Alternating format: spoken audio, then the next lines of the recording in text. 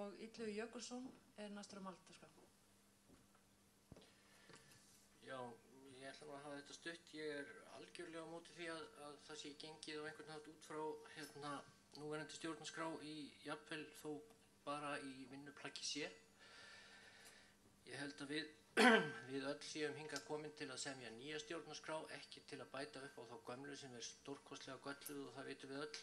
Og ég held að það sendi kolvitlaus skilaboð okkar starf út í samfélagið ef að það lítur út fyrir að við séum að fara að tjasla upp á þetta gamla ónýta plagg. Og við eigum ekki að vera hrædd við autt blað.